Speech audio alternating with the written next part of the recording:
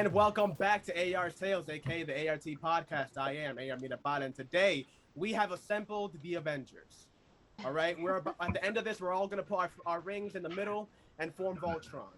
We might be missing one for Voltron, but whatever, who cares? We have Sean Bell, Marie Terry, and P.L. Stuart. How is everybody?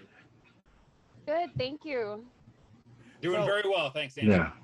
We're gonna Doing well, brother. Thank you.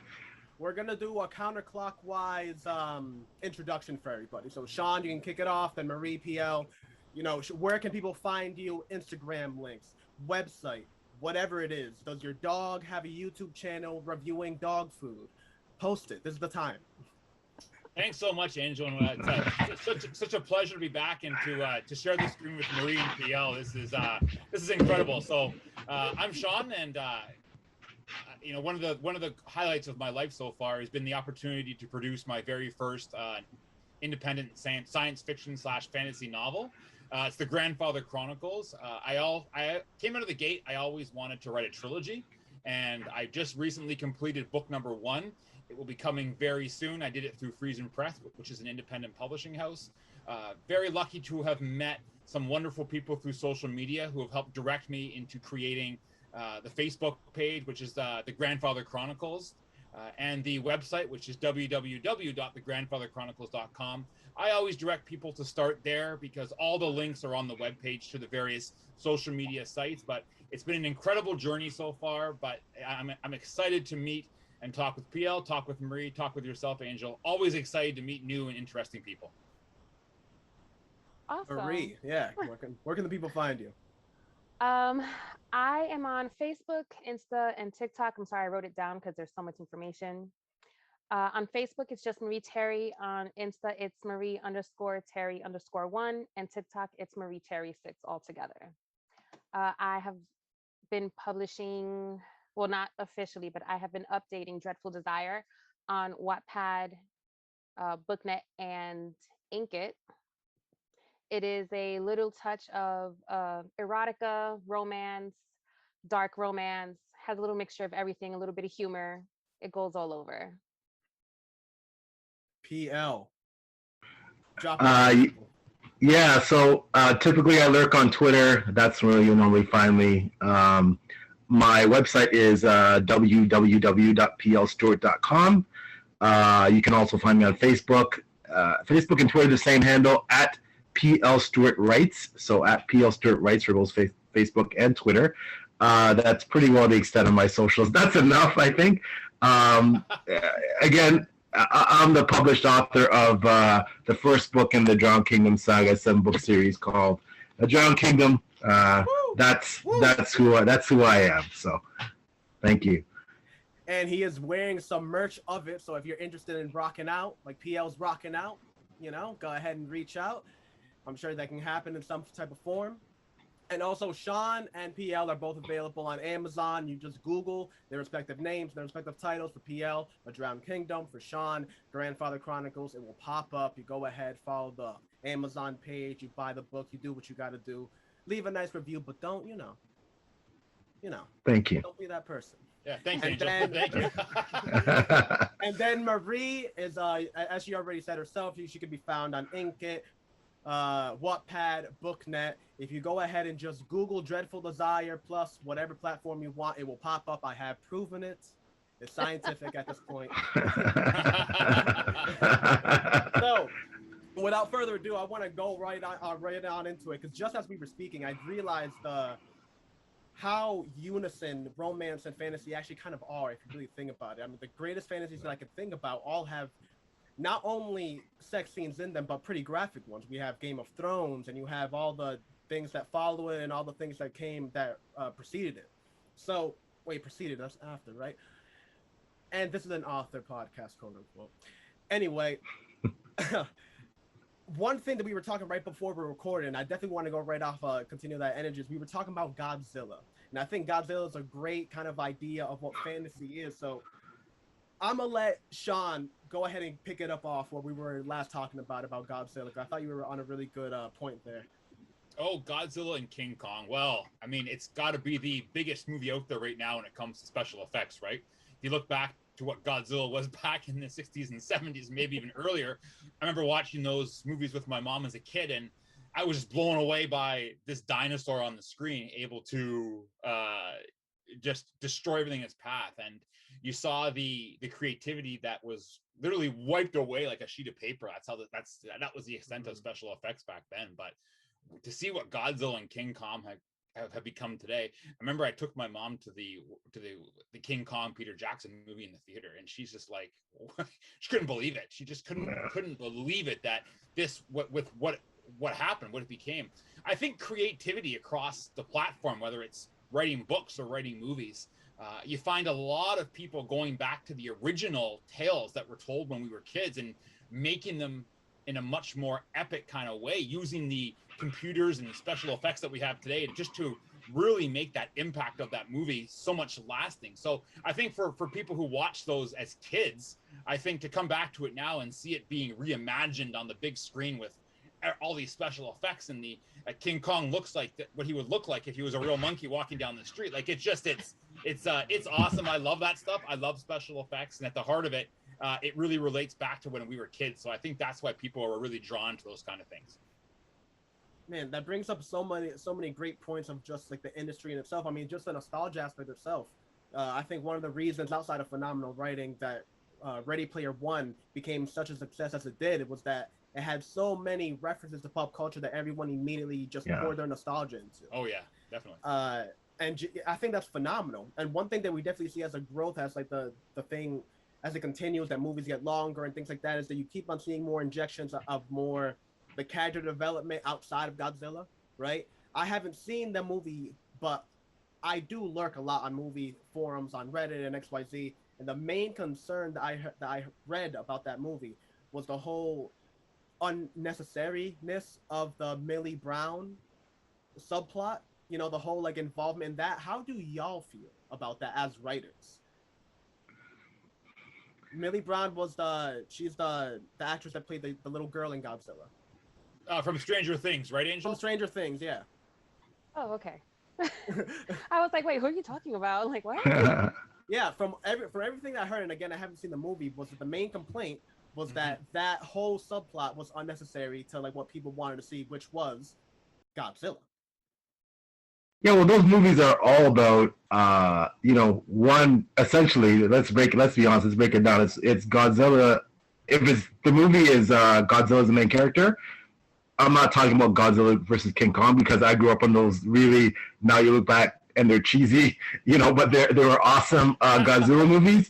It was all about Godzilla, coming out of the water, some foreign monster coming to invade Japan, and he would just kick ass, right? And that was the movie, right? And yes, and those movies all had subtitles, and and the scientists and everyone else, was their part just to go, oh, Godzilla's here, like that was their main role. But I always found those subplots in later movies really fascinating, because it gave you a bit more than simply just and we all love the special effects and the explosions and the monster fights and the scale, like Godzilla's bigger than a skyscraper, and like that's all fantastic. But I mean, let's face facts, those movies aren't designed to win Academy Awards for plot, right?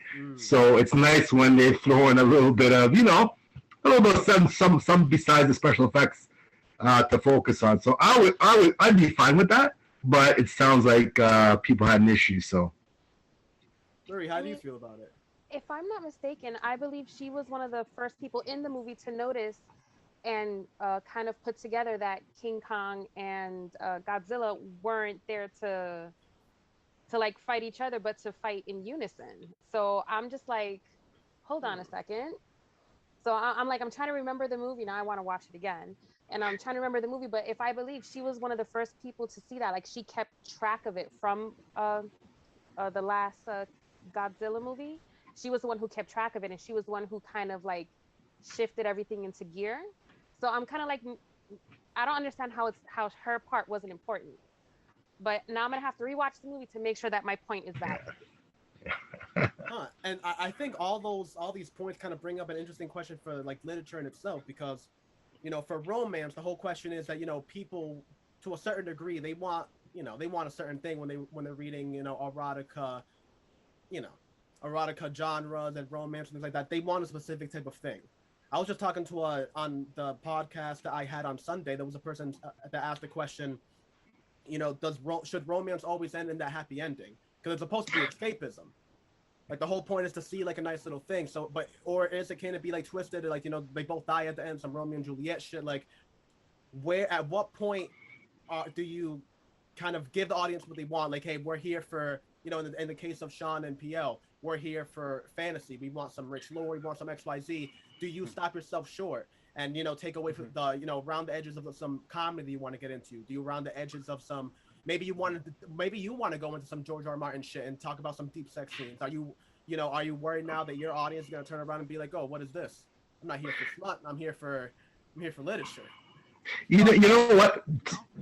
To be honest with you, and it's funny, fantasy fans notoriously, the vast preponderance of them, they say they don't want romance. And that's held up. I mean, I'm currently a participant in the self-published fantasy blog off, the famous fantasy content for self-published authors, hosted by Mark Lawrence. And the bloggers put out a poll. The bloggers were the judges, and romance was the least favorite element that they wanted to see in fantasy.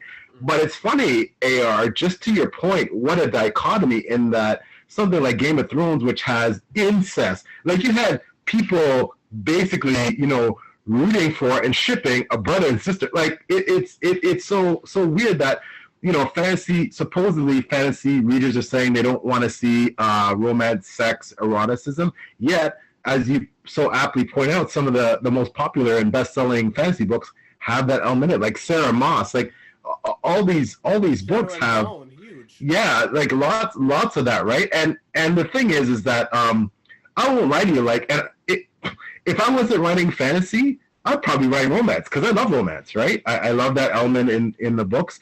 But I'll be candid. Like, I was worried and very concerned about that, having quote unquote too much romance in my books affecting my audience's enjoyment. And I refuse to kowtow to, hey, I'm going to write the book. Yes, I'm writing for a certain audience, but so for example, book one, the romance I think was pretty tame. It's really a love scene, but as the books go on, there's a bit more, more illicit type union, shall we say, right? And more detail, and I get into it more. But I think so much of any type of literature and any type of successful literature involves tension and suspense, and I think romance is the same. Like, you need some build up, you need some foreplay, you need some some angst and longing, and like if people just hook up right away, it's like, okay, it's a bit anticlimactic, right? I think you need some definitely some ramp up when you have a romantic element inside your book. So normally, I mean, unless the people are married, and and even then, if you're drafting a scene, I think it's appropriate to put in some foreplay because that's how most things seem to go down. But if you're having a tale where two people are interested in each other and they're falling in love, or they have this attraction, it's not love, it's lust, whatever, and having some build up there and building the tension, I think that's critical before you get to that payoff. Because if the payoff just happens right away, then it kind of, I think, detracts a bit from that suspenseful element of the book, right? So, or lack thereof passion, right? Like when you have like a married couple, they're having like bitter sex, they just like known each other for too long, there's no more love. I mean, like, yeah. There's a lot of different ways that kind of like, sex scenes like that can move the plot forward, right? It just depends on like how much detail you go at, I guess is what defines the genre, right? If you can make it quick little blurb that you can kind of imagine the rest from, or you can go full on detail, she's grabbing this, he's grabbing that, boom boom boom. And it's an interesting point. Sean, how do you feel about the whole debate with romance within fantasy?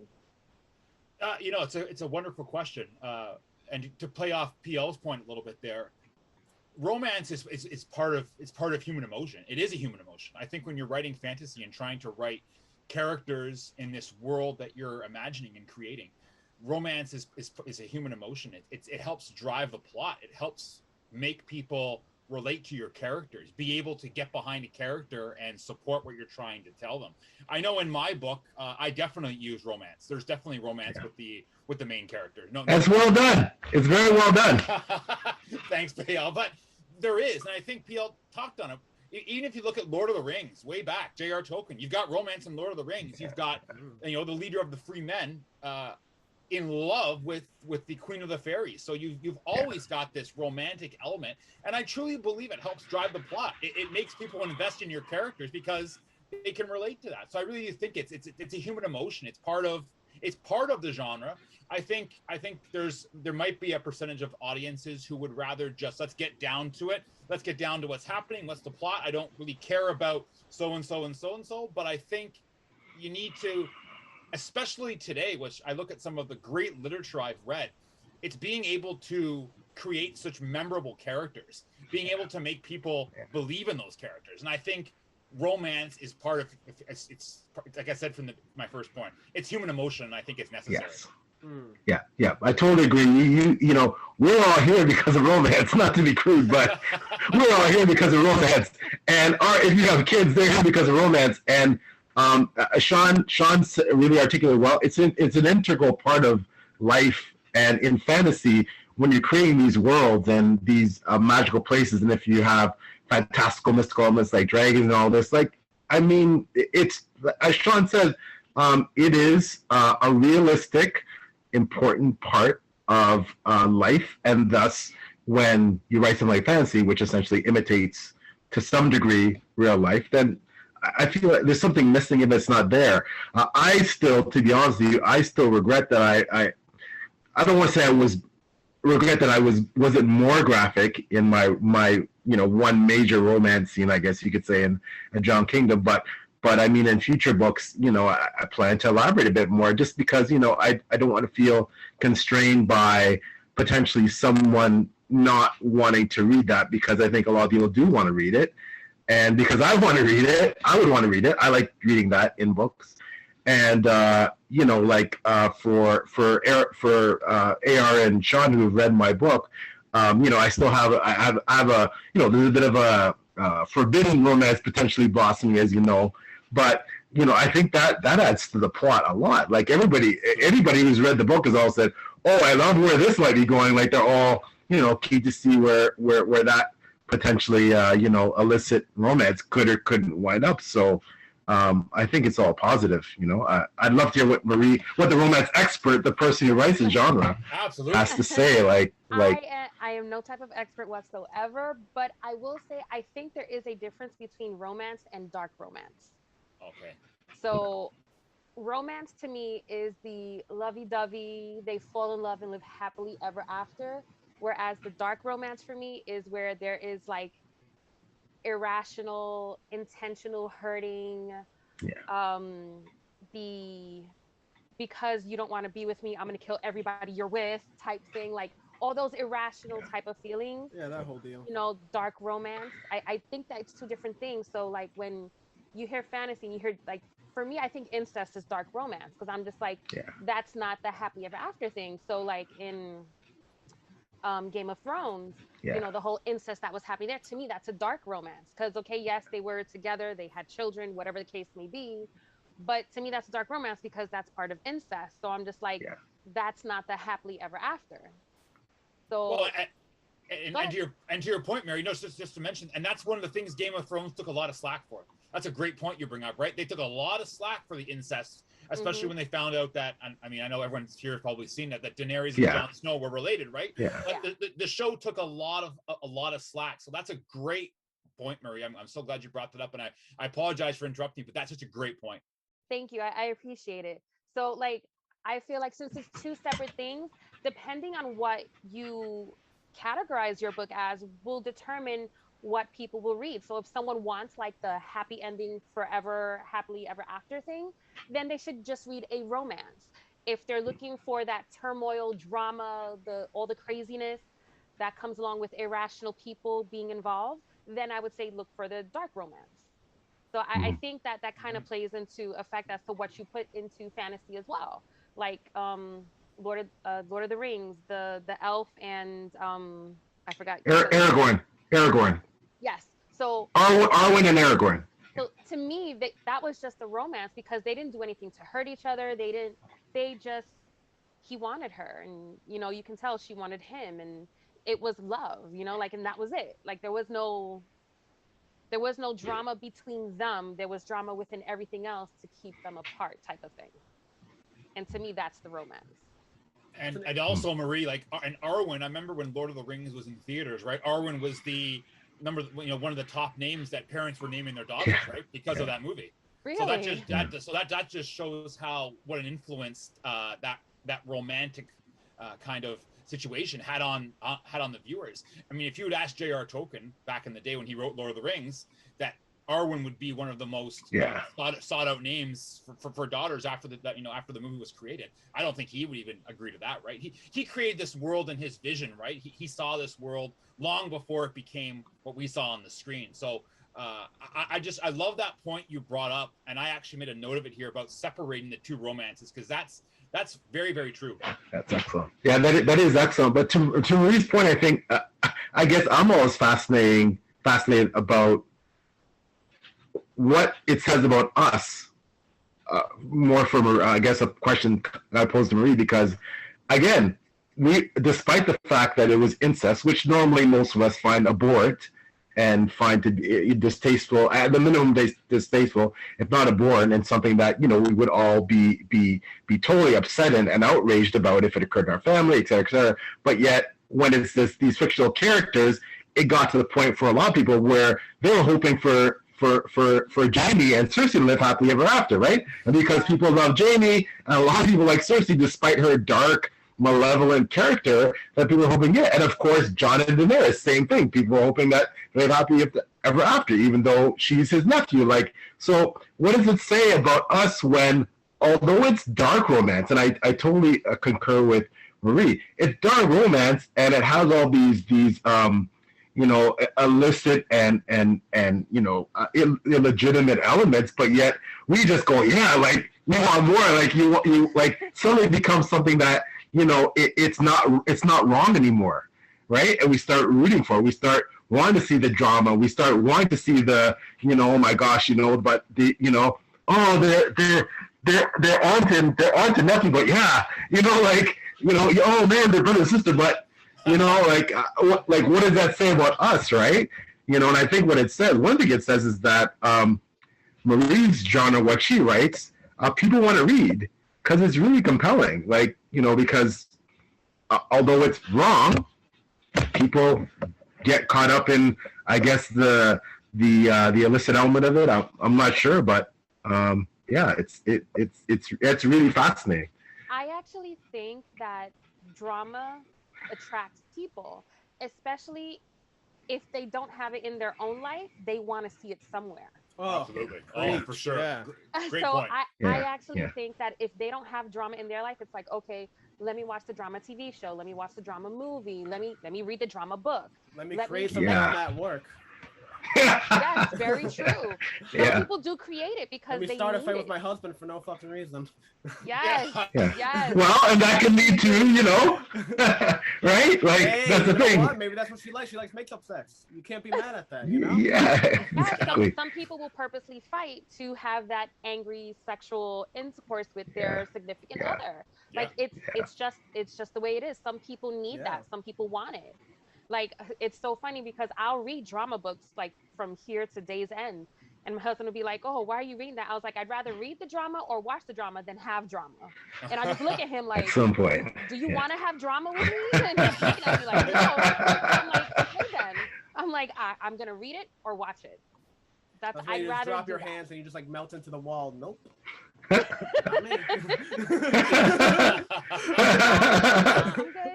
good. I'd rather do it that way. Now, you know what's really interesting, and I just thought of it right now? We are the only animals that I know of that are interested in that type of thing. Every other animal, I mean, like, I'm not saying we're the only other animals that don't have sex other than procreation. I mean, there's other animals that love sex. But for the most part, they're just doing it how, like, they know. It's like, missionary, whatever. Yeah. I've never seen a monkey, do some Kuma Sutra Kama shit. Kama Sutra. Kama Sutra, you know, upside down. They're like talking to each other in each language. Like, do you like that? No, I don't like that. Stop. It's like, all right, stop. I'm sorry. Oh my God, it's such a weird thing. How do you think? That's a weird tangent to take it, but like, how do you think, like, the brain kind of like developed to that point? At what point, if you believe in evolution, did we go from like the you know, ape brain to then developing into Neanderthals? And at what point did I don't know, the experimentation with that type of romance kind of go from it? Like, at what point did that passion become, like, inject all the emotions we're talking about now? I don't think cavemen were talking about angry sex back in the day. You know I think Marie hit the thread that you know, unfortunately, I think as human beings,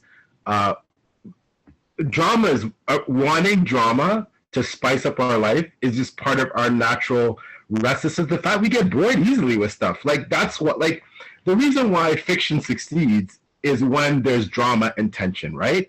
And why do we want that? Because we get bored easily and we want more drama. We want the drama upped, or we want a different kind of drama, or we want, I just think it's a restless, you know, and it's part of that, you know, for the sci-fi writers like you, AR, is part of that exploratory, restless, you know, wanting to, you know, be so much more than we are and go so much farther than we can see. And I think that's just human nature, that we just get tired of certain things. We want variety, whether it's in food or whether it's in, you know, the clothes we wear or the music we listen to or our sexual lives. I just think human beings, we just want variety to a certain point, right? Like, you know, everybody has their own tolerance level, but yeah, I just think we frankly get bored, and we just want something different, I guess.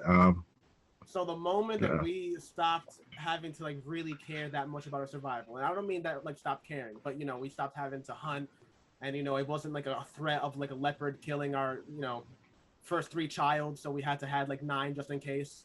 Like, the moment we passed that is when we started to able kind of like open up a little bit more with our sexuality, be like, hey, you know what, maybe this will be fun. Just kind of that out of as you said, boredom, right?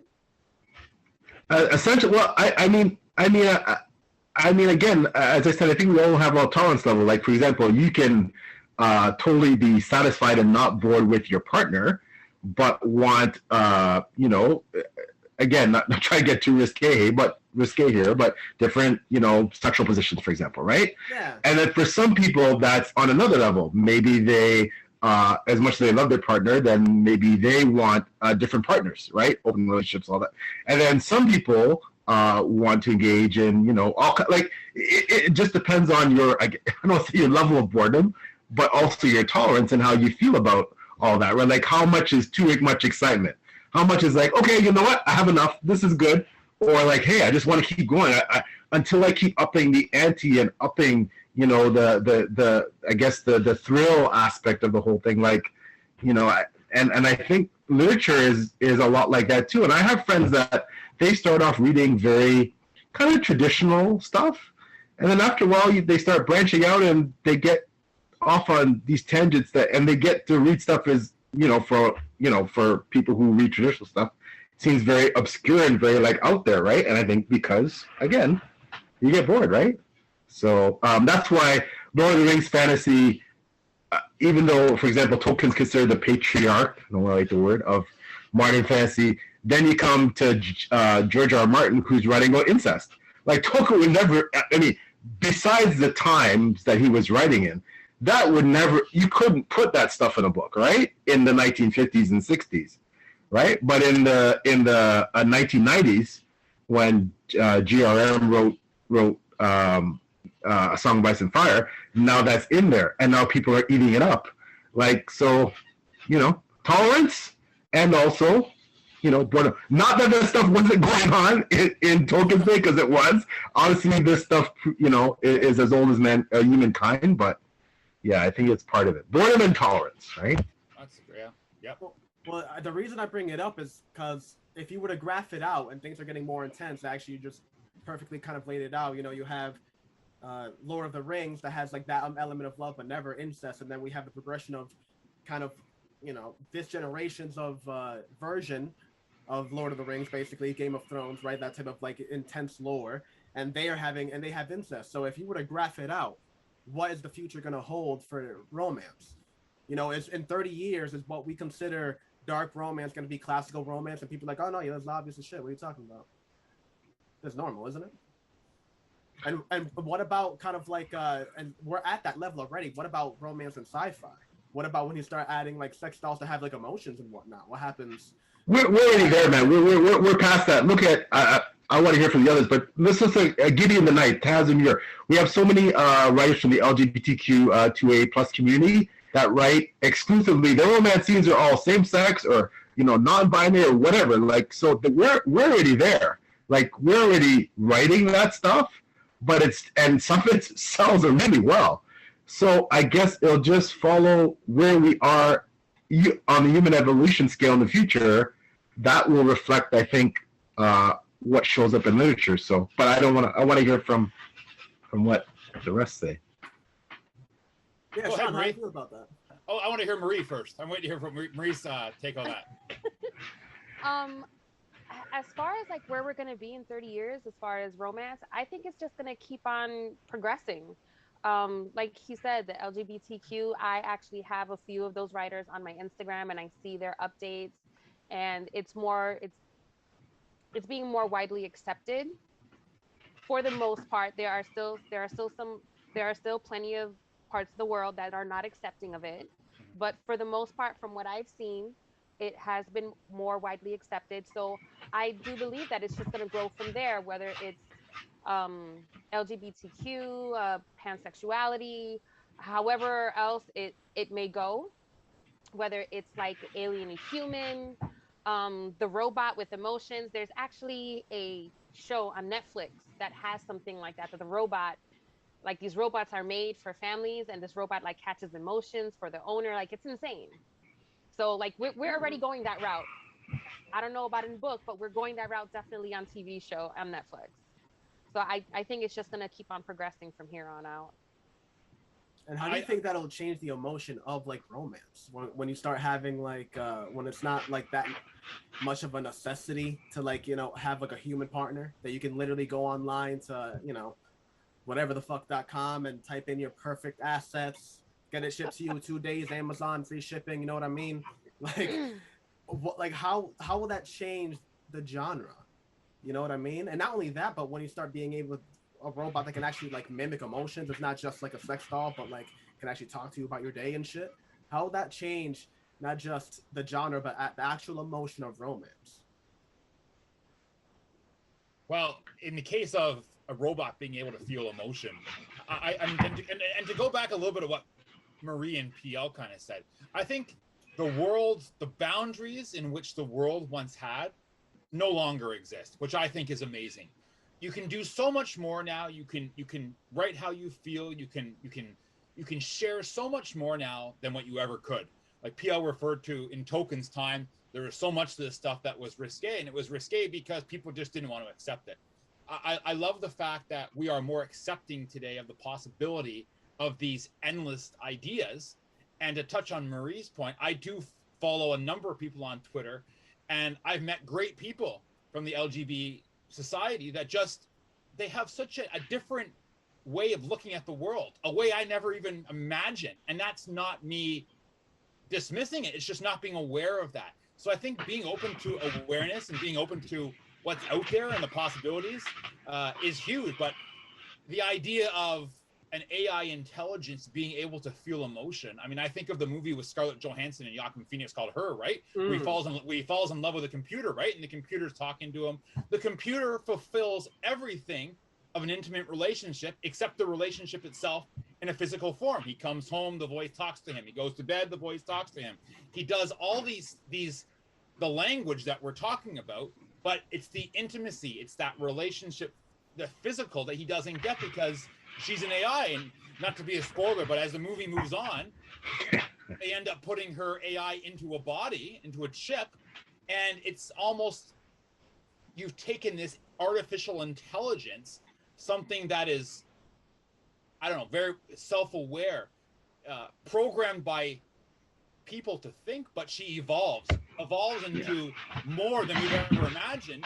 And when you combine that with the physical, you know, you see the character of Joaquin Phoenix is just lost. He doesn't know how to cope with that. You've got this highly sophisticated AI now, you know, who is so much a part of his everyday life when it came to opening up your phone and texting. Like, she was everywhere. She was a voice that he was blowing off physical dates to go home and talk to this voice.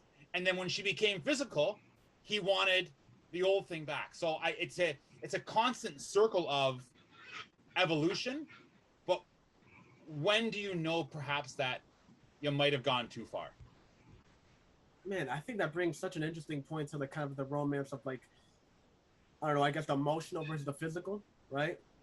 When I grew up and like the you know, growing up in like the very beginnings of the internet age, it was the whole thing of don't talk to strangers. Now flash forward and you talk to strangers. I mean, we're all strangers basically.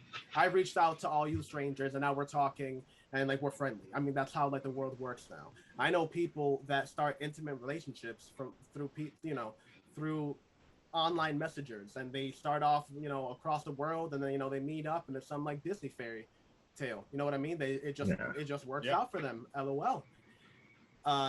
It's interesting to see how that progression will kind of keep on going, because again, it's the whole love spews from just the emotional connection, and the physical stuff happens like way after.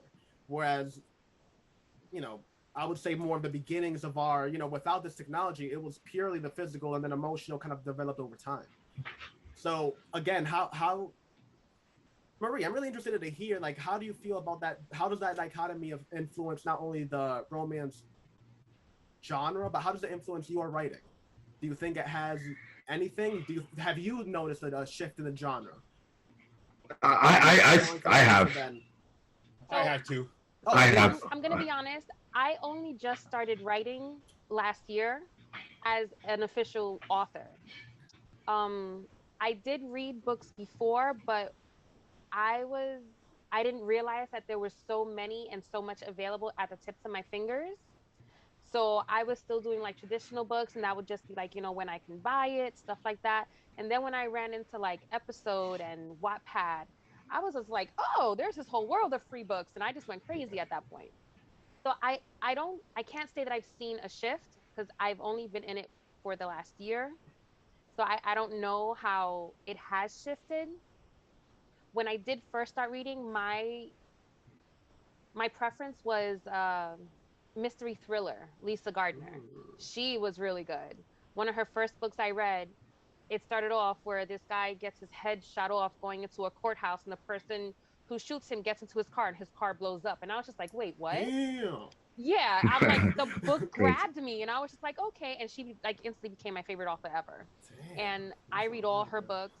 I love all of her genres. I love all her different characters, and she has series as well. So like she first got me into it. And then I guess later on in life I veered off into the erotica romance and to the dark romance. That interested me more. So that's more of what I like now. I like the dark romance. I don't like the fluff of regular romance. I just don't. So for me, I can't say that I really saw a shift because I went from mystery thriller to erotica romance. So I don't know the shift. Sean, I think you were about to say that you said that you did feel a shift. Could you elaborate on that a little bit? You know, I think it comes back to the fact that the boundaries of the world have been pushed to the limit now. There are no boundaries. There really isn't. I think there's a much more, I'll call it a freedom of expression, of being able to describe how you feel and not be afraid of what the repercussions might be because of that.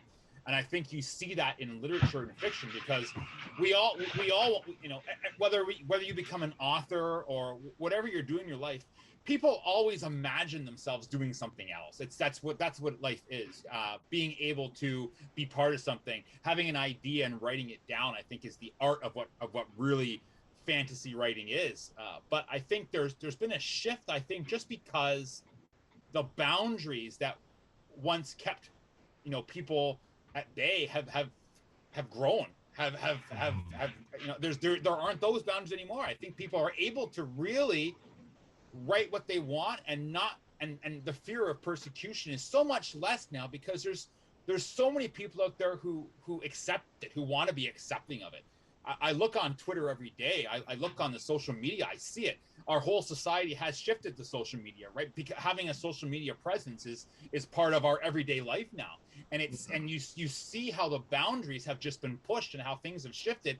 And I, for one, like that. I like being open. I like being able to write what I want and have that freedom of expression. I think it's important.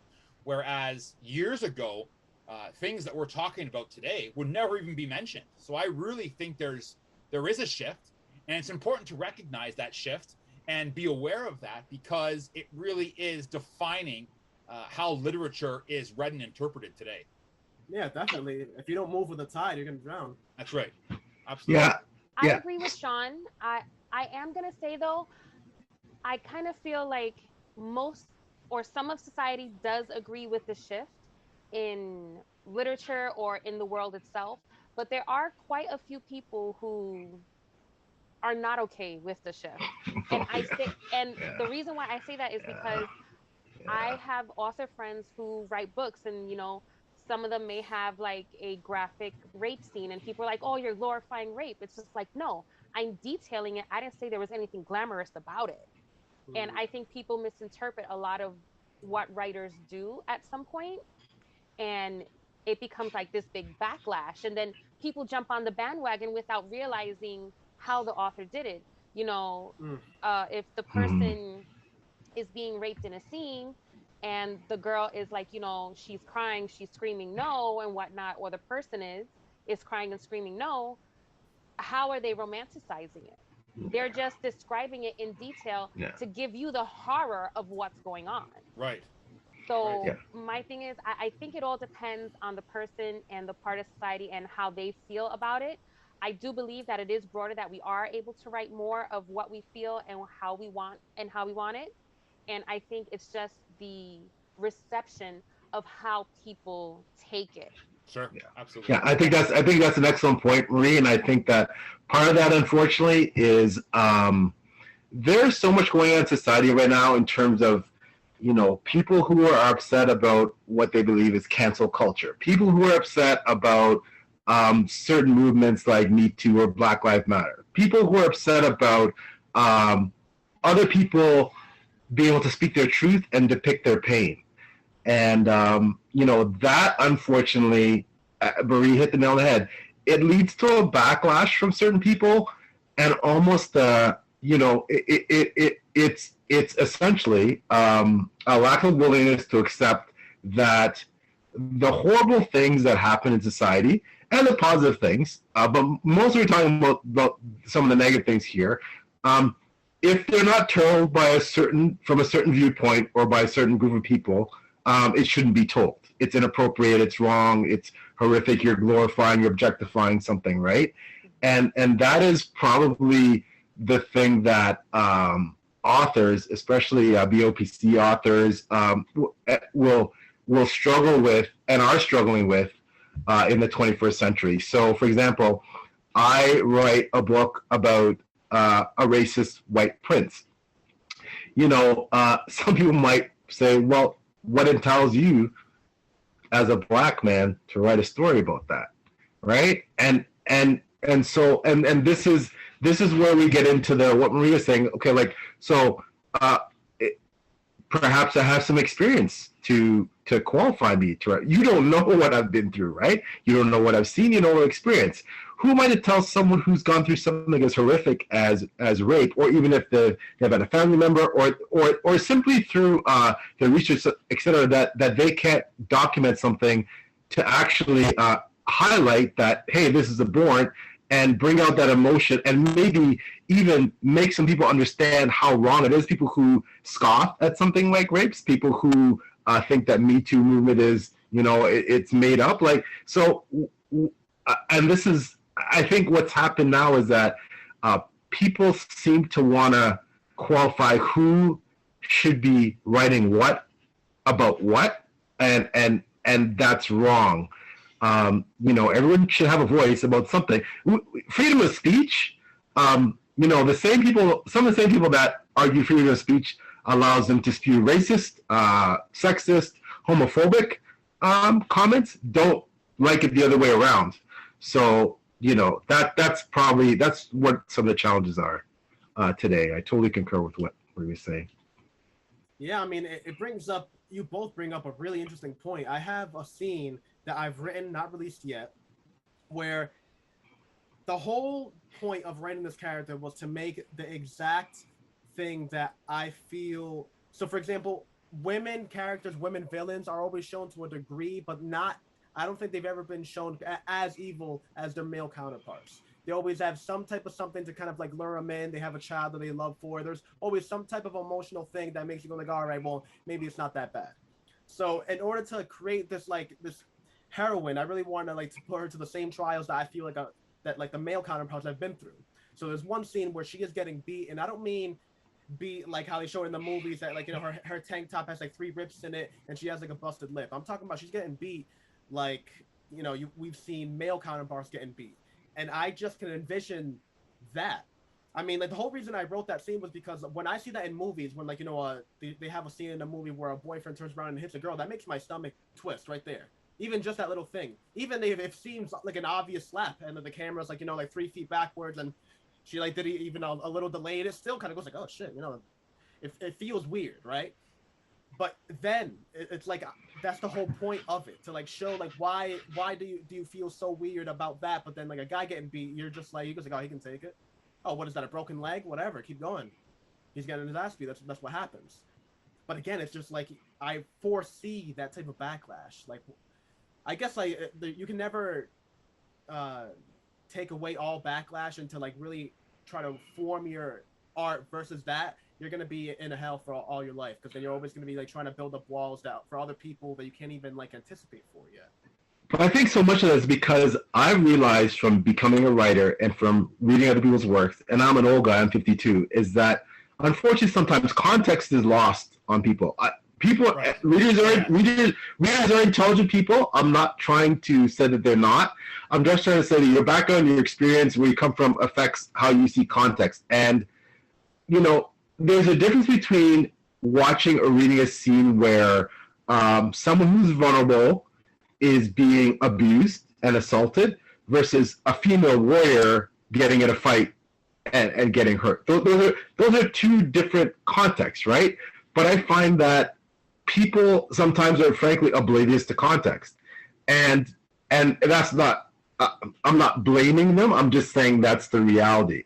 That and it's hard sometimes to overcome our own biases and our own lack of objectivity to look at certain scenes and see beyond. So again, AR, you write that scene, and people will, even if that's near the end of the book, and they've spent 500 pages reading up what a badass character this person is, and she kicks ass, and she's on par. She's on par with any male character. There's still going to be those people that, but you're beating a woman, right? Mm-hmm. So, and she could have killed 50 guys before that. But I think context is really important when we read. But unfortunately, it's hard, and I'm sure we're all guilty of it because we're all human, we're all fallible. We can forget context sometimes, right? So, Sean, did you feel any of that in your experience with writing, or do you feel that way in the genre in itself when you do your reading, leisurely? I'm a big fan of reading other people's work. I've been like that for as long as I can remember, through whatever medium I'm working with, whether I was working through media production or working on the trilogy I'm working on now. I'm always very interested in how other people write. I'm very interested in where the ideas came from. I'm very interested in how things became the way they are. One thing I've learned over the years is to always keep an open mind. When you read something, keep an open mind. The author is trying to tell you something. They're not trying to offend you. And I totally understand what PL and Marie are saying, how some people can interpret how things can be left this way. But I think the most important thing today is to be open-minded with the creativity and the different kinds of people out there and the stories they want to tell. there's a reason they're telling that story. And I think if we were just to focus more on the reason why they're telling the story, the reason why they're using a particular scene at a particular point in the book, I think we could get past this trying to tear up a certain scene. Why, you know, for example, as Marie mentioned about the rape scene, well, what do you know about rape? Well, that's not the point though. It's, you know, the point is, why is Marie using that scene, or why is an author using this scene? What is the story they're trying to tell by that scene? And I think, and PL mentioned it, we're human. We're all guilty of this. It's easy for us to take offense to something. But I think the one thing I can honestly say, and the one thing I've tried to do, especially in the last few years as I've been doing a lot more writing, is stay open-minded to what's out there. Everyone's not like you. There's so many other great people out there that have great things to say. Be open and listen to what they have to say before you start condoning it. Yeah, and you know, I think where we are, as unfortunately in certainly Western society, North American society right now, is that everything becomes very polarizing, right? Absolutely. We look through things at a lens now where we see so much polarization rather than things that we agree on. And when it comes to literature, especially, it almost feels like you have to be almost in certain camps, right? And you have to accept certain concepts, or else you don't understand literature, right? You know, I remember one reviewer reading my book and saying, "Well, I really, really, really love the book, but like radio until what finally said, but I just can't like a book that much if it's not written from the perspective of a first person. Like they can't enjoy first person, and if the book is too much, you know, tell not show." And then I got into a discussion with another reviewer about the same thing, and then I explained about how potentially some writers from diverse backgrounds write. They write very tellish, frankly, because they're telling you what happened. And she's like, "But why would you want to do that?" And I'm like, "Well, because your voice isn't heard otherwise, right? You know, if you don't shout to the rooftops, if you don't write things a certain way, no one listens to you, right?" So for her, that was like, really, wow, like it was somewhat revealing and eye opening. So, you know, like I said, I think a lot of it, unfortunately, is there. We tend to fall into these I don't know, these different shelved off areas of thought and ideas where, you know, we're not, as Sean's point, we're not as open-minded to certain things, and especially literature, because let's face facts, guys, literature is still a very elitist thing, right? People who are traditionally published, in the grand scheme of things, are seen as real writers for a vast majority of the world. And anyone else who publishes with a self-publishing company, publishes on Wattpad, you know, publishes on, you know, it like us, you know, starts their own publishing company, like, does anything less than the whole grind of getting an agent, finding an agent to pick you up, getting to a publisher, and being published by a big 5 publishing house is not exactly quite the level of writer that those people are. And there's still a vast element of society that believes that. AR, you on Reddit a lot, you see the comments that, you know, like, hey, man, you know, like, unless you're trad published, you're just not quite worthy of being read. And I know that's changing. I know that's evolving. But again, there's still a lot of people who think that. So if we're at that level, even when it just comes to how you publish, if we're at that level, think about the rest. Think about, you know, someone who unfortunately has experienced a sexual assault, writing about that pain, that trauma, and someone going, "Oh no, you can't do that," because that's what traditional publishing houses do. They tell you, you can't write this, you can't write that, you can't write this, you can't write that. It has to be mainstream. It has to be palatable for our audience, right? So literature is still very censored, frankly, and not ready to accept certain types of writing and certain things being said. So. Now, bringing those ideas of context together, Marie, I kind of want to flip the question that I had posed to Sean and PL before, which is, do you think that there's any limitations with, the people that want to write strictly want to read the romance scenes? Do you think there's any limitations in your own writing that you don't want to delve into maybe some humor aspects and some more fantastical aspects within your own writing? No, I'm willing to try anything. Like I said before, my book has some humor in it, not all. I think I was really serious when I first started my first book, and I was like, let me keep it to what I really want to talk about. And then year later, I'm like, you know what? Let me throw some more stuff in there, because I'll think of something funny and I'll be like, oh, should I put that in there? Like, but it's funny. My book hasn't been funny, but then I'm just like, screw it, why not? Yeah. Like, let me throw something funny there. Why not? Yeah. I don't know if I would go as far as to putting fantasy in it, because my book is not fantasy based. I mean, it is make believe. These aren't real people, but like, I don't think I'm gonna throw an elf in there anytime soon. No, but does the world mirror exactly what's going on in this world? I actually had this debate internally a little while ago. Fantasy is literally anything that the world isn't the one that you're in. Literally anything. If you write a world that New York still has the Twin Towers, that's fantasy. Yes. So for me, everything that I am writing can be actuality for someone. They can be into BDSM. They can be into they can be a billionaire person who has a troubled past. The girl main lead, she that can be someone too. There are plenty of kids who have been beaten when they were younger. That I don't know about seeing someone die in front of you. That may not be everyone's thing, but she experienced that. So that was something else traumatic that happened in her past, and that can relate to someone out there, not everyone, but I think that all the different aspects in my book can relate to people, whether it's just one aspect or a few of them. No, yeah, I definitely think it's a thing about relatability. I think it's a thing of like fantasy. Like, for example, you said the billionaire. I think the billionaire owns a company that doesn't exist. It's not like the billionaire of like Apple, right? It's like a company that you created, right? Correct. I would classify that as fantasy. What do you think, Sean? P.O.? Go ahead, P.O. No, what do you think?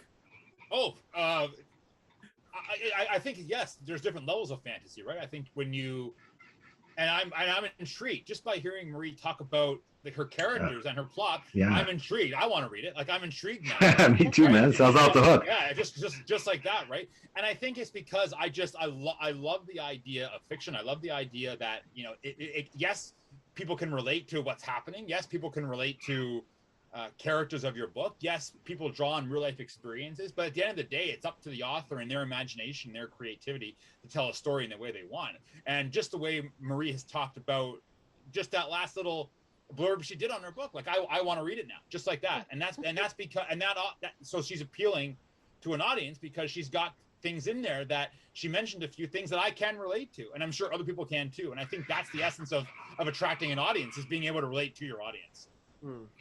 Yeah, Marie's book sounds dope, man. I got to check that out. So, thank you guys. No, it really does. I guess in my mind, in my head, and I hadn't had the privilege of reading Marie's book yet, but in my head, having read A.R.'s and Sean's, and I've read a lot of books. I'm an old guy, and thinking about my own. At the end of the day, it's all based on reality to some extent. It's just, again, by degrees, right? Like, I write about, a fictional world, about essentially my version of Atlantis. I write about, but the themes I have in my book, racism, sexism, patriarchy, misogyny, all these things, those are real things that are happening, in the real world and have happened for centuries, right? A.R. writes this just incredible thrill ride where, but you can break it down to things like power struggles, things like coming of age, like so many things that, that's real. Sean, one thing I absolutely loved about Sean's book was the tenderness and compassion and the really familial bonds and relationships that permeate Sean's book that was really, a lot of ways kind of tear-jerking, right? So, but yeah, but it's all about real stuff. Yes, you can put dragons and whatever else you want in it, but it's all still reality in the day because there is some basis in realism there, right? So, Sure. Yeah, definitely. Relatability, can't even talk now, is crucial in any form of writing. I mean, even in comedy, the reason that you like laugh really hard at a joke is because like you can put yourself into the joke. You know, they describe like a certain scene and you can put yourself in that scene. It's like, oh, I've been at the whatever place and stubbed my toe. Oh, that's annoying. Like anyone can just like put themselves into it, and that's what it is. I mean, that's what literature is, and the way that fantasy goes and everything like that. It actually goes into a segue that I want to talk about. The three of you, which is like the polar opposite of me, have written these beautifully long, epic, well-written sagas. Basically, you have PL going with a seven series, not out yet, but like projected seven. You have That's Sean incredible. for three, and you have Marie who has Wattpad, Inka, and Booknet out. 74 chapters out currently, I believe, with a projected 86 in total for the Dreadful Desire book series, whatever you want to call it, saga. So I want to ask, because I do believe that each of your debut works, and Marie, you've easily hit this, have reached that 100,000 word cap, correct? Definitely. So how do you feel about that? How do you feel about writing these long epics? Because the whole question about merging genres and changing genres, I feel at that level is goes without question. How can you write, you know, 150,000 words about just one single genre? Well, I'm assuming you could do anything you want, but I think at some point it just naturally has to go. It has to, dive a little bit into action, dive a little bit into drama, a little comedic relief. I mean, or unless you just go with that completely serious route, which is fine as well. But I feel at that point, you just have to start playing with the other elements, you know? So I would have to say, well, like I said, when I first started, I think I was a bit more serious about it. I had a lot of secondhand embarrassment going on, according to my readers, when Huh. it came to my book in the beginning. So like I had a lot of embarrassing scenes. So that was kind of comedic and kind of like, oh my goodness, did she just do that kind of thing? Um, like I said, I delved into a little bit of comedy, like within maybe the last maybe 20, 25 chapters. I've delved into a little bit more comedy. There is definitely lots of drama in the book. I do like to leave chapters off on a bit of cliffhangers for the most part. For the I most like part, that. it's actually funny. My cousin actually complained to me. She's like, "Why do you always leave it on cliffhangers?" I'm like, "Because I need you to come back for the next chapter." Right. And she's like, "But I'm gonna come back." I'm like, "Yeah, you are. You're my cousin." I'm like, "But I need everybody else to also." So every now and then I'll leave a chapter off on something nice every now and then I'll go right back to the cliffhangers. And you know, I like the darkness, the sweetness, the drama, the laughter, the embarrassment. I kind of throw a little bit of everything in there now because I feel like that's real life. Hmm. Like in real life, you get embarrassed. In real life, there is some drama at some point. In real life, you do laugh. So I decided that instead of just like doing all this embarrassing stuff and instead of doing this and that, I was just like, you know what? I'm just gonna throw a little bit of this in here. And I will say a lot of my book either comes from personal experience or from experiences from other people that I know. And some of That's it comes strictly from my imagination. awesome. So, but I can honestly say I think every point of my book, it has touched my life or someone's life in my life. Every single aspect of the book, including the rape. That's amazing. It has touched someone in my life or my life itself. And it is something that I touch on because it's reality. This is what happens. It's There are bad relationships that people get beaten. Uh, pe- there are kids that are beaten by their parents. There are children who have killed their parents. We have shows on those people. Mendez It's Brothers. Yes, exactly. So like I kind of touch a bit on all of that in my book because this is what happens out there. Now, I'll admit, as a first time author, I was just writing and writing and writing and writing. And I think that's why I have written so much because as I have gone on, I've gone into detail because I want my readers to understand everything. So I'll go into massive detail.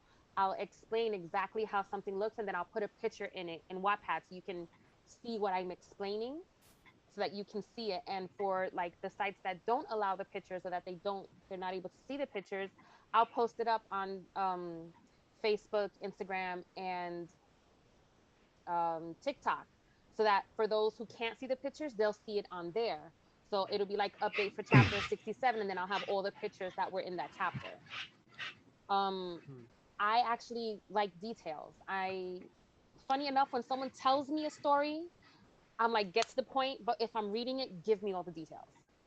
I'm very weird like that, but I love details. Like, I want you to tell me what she wore, because later on, I want to know how he's ripping it off if she wore it. Like, don't just tell me she got dressed and all of a sudden, oh, he ripped off the dress. I'm like, well, wait, what was she wearing? Like, what kind of dress? How did he rip it off? Like, was it that flimsy? So I like to give the details so you can understand it. Yeah, yeah. Well, AR and Sean have read my book. They know that for me, the devil's in the details. Yes. Details in the devil. My book, I will describe it now. In recent interviews, I've said it's an egg, and my book is an egg, and the hard-boiled egg, the white outside exterior shell, you can just read that as just a straight-up fantasy novel, read for the battles and the political intrigue and the world, and you can just read that, and that's, if you just want to just not crack the surface, you can just read the outside the egg, and then the inside, the white part, is much more about, my version of Atlantis, and then all of the trials and tribulations in terms of what things. Sean actually put a thank you, my friend, put an interesting note about my book on Twitter saying, what defines a leader? And that's very much one of the themes. What defines someone who is good, bad? What does it, what does it mean to be intolerant in terms of religion? What is racism? How does this stuff happen, and why does it happen? And then the yolk, the orange part, is very much about a person's journey of personal growth or lack thereof, as they try and escape from their background of privilege and, religious intolerance and misogyny, and their thought process and how they change, and what could make them change, and how they can change. And I think that, but to write a book like that, a 400-page book, and to put all that stuff in there requires a lot of detail. You can't write a book like that without having a certain amount of detail. So, and for those of you who read the book, though, you have all this background about authoring, and then you have basically what's going to happen to him when, knowing all this background, when he's thrust in these situations, right? So the rest of the series is more about what's happening to him when he's thrust in these situations. But you need to know the background, for me, before you can understand whether or not that matters and whether or not it's relevant, right? And that goes for everything. You don't really, and without too much spoilers, I mean, you don't care about something being destroyed unless you care about what it was, or what it looked like, or you can understand why people thought it was good, or why it was such a loss that it was destroyed. So that's why, Deb, for me, I totally agree with Marie. Like, it's all those details, man, and that can be confounding because people either love or hate detailed novels. The people that love my novels love that level of detail. The people that hate it, and for me, you talk about cross-genre stuff. Well, being an indie author, you're allowed to do that. You can mix fantasy, drama, sci-fi. You can do all that stuff. You can't do that as a trad author. They won't publish your book. They'll tell you to rewrite. They'll say, sorry, you have to stick to this. And that's one of the beauties and the flexibility that we have. We can just write, right? We don't have to worry about that. We can just write. And but you can't do that in trad publishing. Trad publishing is great. I don't want to sound like I'm trashing the trad publishing industry. I'm just saying that, that lack of flexibility and ability to write what you want hamstrings you to a certain degree when it comes to incorporating all these different things in your book. So, Sean, how do you weigh in on the whole thing of writing these epic volumes and kind of going into different genres and, just trying your feet on different things? So I'm the first person to admit I loved PL's book. Like, PL's book there's lots of details, but I think when it comes to fantasy and mythology, and to quote Marie as well, the devil is in the details. You need to have detail because there's so much happening in PL's book. To close your eyes and be able to imagine it, you need those details. very important because his world of story is just something incredible. It's something that I'm always going to remember because he paints such a clear and concise picture, and it's something that I admire, and it's something I'm trying to work towards in my later books. Because one of the things I did with mine is I had an idea for a trilogy. I had this idea. I know exactly where I'm going with these 3 books. My idea was always to make part 1, book 1, which is coming soon, within summer 2021, right? Yeah. Summer 21, was to make the first book a little bit shorter and to really kind of entice people, bring audiences in and leave them wanting more. And then my second and third book in the trilogy will be much larger. There's much more happening in those books, where I really focused on book 1, really trying to bring people into my world, introduce them to this world of story, introduce them to these characters that you people like we're talking about can relate to in everyday life, and then really build upon that plot in book 2 and book 3.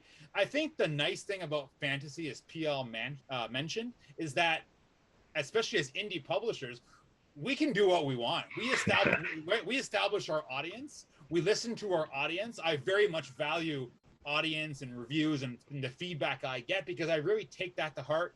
And I am trying to write for people so that they enjoy it. So to listen and be open-minded to people and their comments and what's happening is important for the overall progression of your book, especially like PL and myself and Marie, who Marie's continually working on her book. PL is already working on book 2. I'm working on book 2.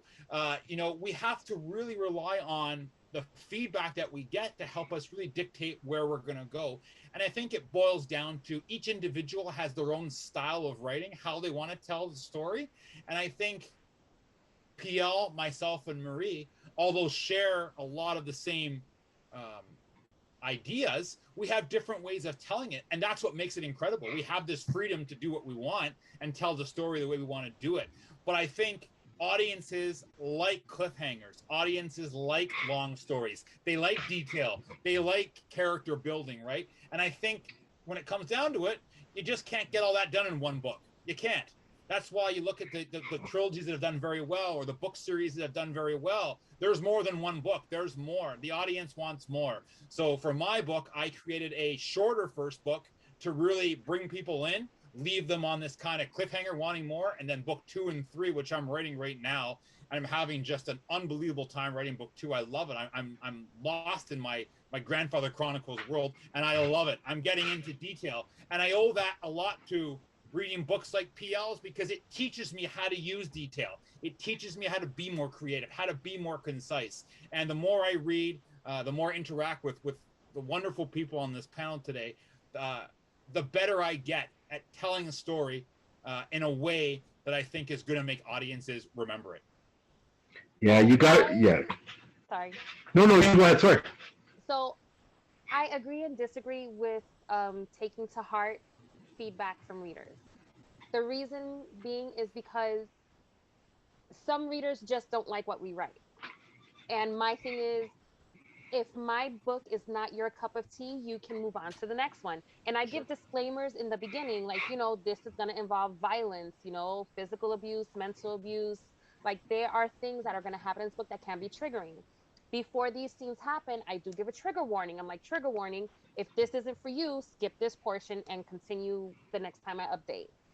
So I agree and disagree. I do take into consideration my readers' feedback, but it depends on what it is. If it's just straight up hate, I'm like, you don't like my book, that's fine. Right. But if it's actually constructive criticism and it's to help me grow in my process, then I'll consider it. Yeah. So I have seen some harsh criticisms on friends' books and comments, how people are just like, oh, this relationship is toxic. I'm like, she said it's a dark romance. What don't you get? The relationship is going to be toxic. Of course. So, yeah. Another comment on another friend's book was they said, I think, wrote Jesus fucking Christ. And the person's like, oh, please don't use the Lord's name in vain. I'm like, if that bothers you so much, what are you doing reading a smut book? Right. Like, Yeah. why are you reading this? If that one thing bothers you, what are you doing reading this? Clearly, you knew what you were reading. I don't feel that you should have a problem with the context. So for me, like I said, I believe it depends on the feedback. Very true. That's true. If it's constructive, yes. If it's just straight up hate, I'm just like, no. I'm not going to change what I'm writing for you. I'm sorry. But and Marie, but if you have an audience that loves your book, like absolutely loves your book, and they're like, Marie, I love your book. Like I love how it's a book that's made me kind of really feel for this character. I want to hear more. That's kind of what I was getting at. Is what you really want to. No, there's a lot of people out there, Marie, that are just going to put a negative review there just for the sake of putting a negative review. And I totally agree with you. PL and I have had this conversation where you have to just disregard that stuff because they're not there to help you. They're there just to have their voice heard in whatever way they want to have it heard, right? Yeah. And I'm more or less speaking to the fact that, Marie, I loved your book. I want to hear more about this specific character. That's more or less the context I'm referring to. Yeah, there's a lot of negative out there. There's a lot you have to, as authors, especially indie authors, we have to be able to just dismiss the negativity because you're right. You'll drown in it if you don't. You're absolutely right.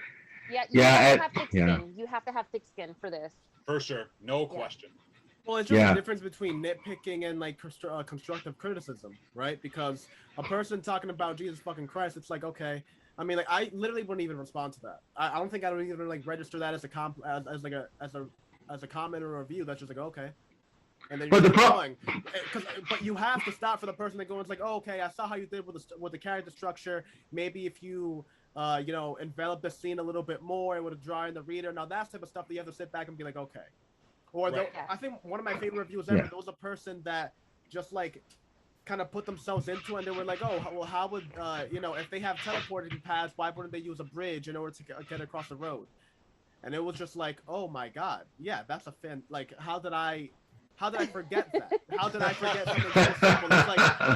It's like, especially with sci-fi or with fantasy, that like you make all these like crazy things, but it's like, oh, but the low-tech version of that works just as great. Especially like today with all the things that we see on TikTok of like people doing like hacks. It's like, what are you talking about?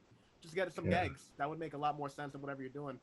But it's such an interesting progression, and it makes me wonder. We talk about tropes all the time, our favorite tropes in fantasy, our favorite tropes in romance, but it's everything that we've been talking about and just everything we've said about the content and the reviews and the negativity and the positivity that you get from people that read your work and love your work. It's making me wonder, are there any tropes that you are starting to hate that you've seen so often and you kind of not only not want to see that in your own writing, but you almost want the genre to kind of get over that trope? For me, and as far as sci-fi goes, zombies need to go. Or at least a reworking of zombies. We've done zombies to the highest point that we can see.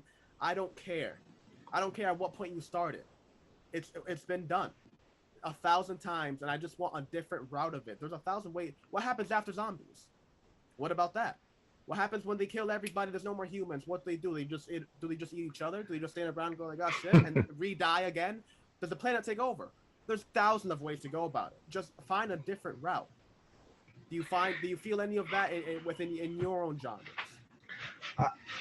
I think for me, like, to be honest with you, the reason why I don't find that is as long as I can find that one writer. I'll take you for example. For me, I would have said AR. For me, that one trope up until I read this writer would have been vampires. Vampires was just like, okay, how much more can we do with vampires? Okay, but then, and this is where back to Sean's point about keeping an open mind. I read a great indie author, Laura Maybrook, and she has a slow burn fantasy trilogy that involves a vamp, and it was so well done. And I was just like, wow, okay. I wasn't tired of her book. Vampires is a big part of her book and her series. And it just, maybe all I needed was to see, just from what I'd read in my limited, reading, just a fresh take on it to reinvigorate my appreciation for vampires, which I thought was a kind of played out trope. But, sometimes it's just all you need is that different author or different way of writing it that appeals to you personally, I think. Because I don't think you can, there's nothing in literature that's totally original or not derivative. Like everything is built on something, right?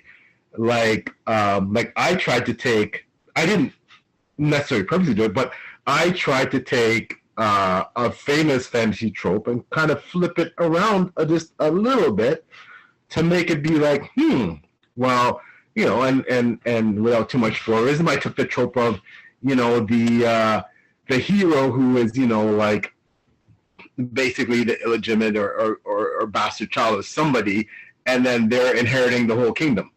Well, I kind of flipped that a little bit, right? And you guys know what I'm talking about because you read the book. So, you know, I think if something's well done, I think you can actually change your mind about, oh man, this trope was played out. But now reading this person's book, ooh, you know what? I'm still digging it, even though it's tropey in that way. Do you know what I mean? So, at least that's what I found. Well, honestly, even in your example, you kind of like proved the point, because even then, you said that she gave a fresh look to the genre.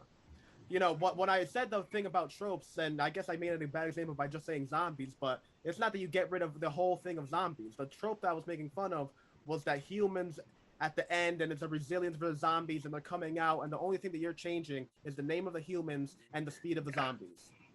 That's what I'm talking about. Okay. You know, and this guy made a movie, the zombies are fast. This guy made a movie, and the zombies are slow. Oh my god. And they have more. And the year's different, and the location's different. They're in Las Vegas. Oh my god. The originality. But like what I'm talking about is like a fresh look is completely like Well, what if you had? So I don't know. What if you read a book where zombies turn into humans? It's all about the zombies and how amazing the zombies are, and then suddenly the zombies, you know, get infected, and oh my god, they're turned to humans. These you know, these irrational beings who aren't, you know, motivated by just eating people's brains. They're, you know, like, I mean, I just think that you can take almost any trope, and if you have the imagination, man, and the writing skills, you can turn that into, you know, something totally, really, again, everything's derivative. Nothing is totally original, but you can make it fresh so that someone will go, oh, you know what? Yeah, man, I like that. You know what I mean? So. Yeah. Well, yeah, of course, a fresh look on anything is kind of what I was saying. But Sean, how do you feel about it? So, a great question, a really good question. I think to your point, AR, about zombies, right? I think The Walking Dead redefined that entire genre, right? The Walking Dead went on for years, right? And still going. Then there's Fear the Walking Dead. Then there's the one after it. I just kind of lost count. I enjoyed The Walking Dead the first 5 seasons, but I found it just went on and on and on. It was always on. It was the talk of the town because that's what was happening. So I think zombies, in that respect, were kind of overdone because it's like, okay, like how long is this going to happen? How long is this going to keep on going? It's the same thing happening over and over again. But to PL's point, if you can find someone with a fresh perspective on it, and I love PL's idea. What if the zombies became human? What if they went back to becoming human? That's a great idea. Just take the trope and change it. There's a movie like that. I imagine. There's a movie like that where this boy, he's a zombie, but he sees a girl and he falls Warm in love. Bodies. That's one of my favorite Yes! ones, honestly. Oh, I've never seen it. One of my favorites, because again, they changed the trope. That's exactly the point that I'm making. It's like they took the thing that we're used to and twisted it. They were like, all right, well, what happens if instead of like these zombie things? And to be honest, I actually was waiting to kind of quote that with the whole zombie thing. In that movie, it's after humans have already been squashed out and zombies are running the world basically. And what happens is that zombies are like bored, but then like they start realizing that like they start kind of like re-feeling feelings. And obviously most of them are kind of like, oh, why would we want to do that? Just eat brains, you know, that's pretty cool, right? But like again, they just changed the trope and they made it into a zombie love story. Oh, wow. I mean, like how I gotta watch that movie. Yeah. You know what I mean? Like the point that I'm saying is like, all right, we all love romance, right? But I think that the trope that you have the one, you know, weird kid in the corner that finds a sword that's from his grandparent that becomes like this crazy like thing, you know, unless you're changing some elements of that, I think to a certain point, like we've seen that story 1,000 of times, and you just changing the location and the thing. I don't know, especially with everything we've been saying about the indie. I think it's our turn to do whatever we want. There's no person, you know, on a parrot on our shoulder saying, oh, we can't do that, or you can't do that, or no, you're going down this route, continue going down that fork. You can make the changes whenever you want. And I don't know, I guess like a mating call I'm trying to do here. I don't know. Like I want to see that. Like I want to see more crazy changes. You know, maybe instead of you writing the point of view of the hero character that it does everything, maybe you write it from the point of view of his friend that has to live with that, knowing that as hard as he tries, he's never as cool as his friend. Like the whole Vegeta versus Goku thing. You know, how does that feel? Always feeling second to a person that it's not even doing it on purpose. They're just like naturally that I don't know. They're just the one, right? The story just happens to go around them. Yeah. How do you take that as a side character? And you're not even the side character. It's from your point of view. It's your story. Yeah. Marie, how do you feel about it? And the whole romance thing. I know we spoke about it a little bit with the whole. Well, I think that's why dark romance is such a big thing now, because I think regular romance was just overdone. You know, the guy on the white horse being the white knight, bringing the roses, blah, blah, blah. So, you know, now it's the guy brings the roses and I throw it in his face because I'm mad at him. Yeah. You know, like, it ain't going to be that easy. I don't care about your grand gesture. Go right off on your horse. I think that's why dark romance is such a big thing now. I think people are sick of, not everyone, but a lot of people are just like, oh, okay, yeah, whatever, big gesture. No, throw the roses in his face, tell him to get the hell out. I got the new guy over here, go away, bye. You know, I think that's why dark romance is a big thing, especially, at least from what I've seen from Wattpad, Booknet, and Inkit. I have seen that dark romance tends to get the higher readings. It's not the regular romance. I see dark romance up there. I have a few books that I have in my I guess shelf waiting to read, and you know, 1 million reads already, and I'm just like, well, damn, I wonder how good this is. And you know, and I'll read like the tags for it: dark romance, bad boy, violence, drugs, you know, physical abuse, this abuse, and it's just like, oh, okay, like I'm like I'm looking at some dark stuff here, which I'm cool with. And I think that's the reason for the shift. I think people got tired of, you know, the white picket fence. We had 2.5 kids, which I never understood, but 2.5 kids, and we have a dog. Like, what is 2.5? Like, you have half a baby? Like, how does that work? I thought 0.5 was the dog, if we're being honest. No, and then you have the dog. Like, you have 2.5 kids, then you have the dog. And it's the just dog like, is... I'm like, what is the 5? Like, you have half a baby? How does this work? But, you know, I'm average. I'm assuming average. But, you know, like, I think people got sick of that. And that's why dark romance is such a big thing now. And even on our podcast, I think you talked about that you were almost a little tired of like the overuse of the bad boy character, that like a person was like overly obviously talking for a character. Was it with you that we were talking about that? No, I like the bad boy. Sorry. No, there's nothing sorry. And I think it segues into like basically the yin and yang of the question. Do you think there's any tropes that that will never be played out? For as much as all that, of everything I just said, rebellion tropes, listen, I'm there every single day. You have one big overarching like imperial group, and you do it well. And you do it well, man. And then one little like tri-band group like trying to fight. Listen, I'm there. I don't care how you change it. You can change it. You can take my favorite thing and literally just change the last few letters, not even the first few letters of the name. You can change it from Harry to Harini, whatever you want. I'm still there. I love those rebellion stories. Love it. Do you feel there's anything in your genre that like you can never get over? It doesn't matter how it's done. So I guess I would probably have to say from the erotic side, I think as long as it's erotic, I think I'll never get sick of it. The bad boy thing, I don't know if that's just a thing for me right now. I like the bad boy thing.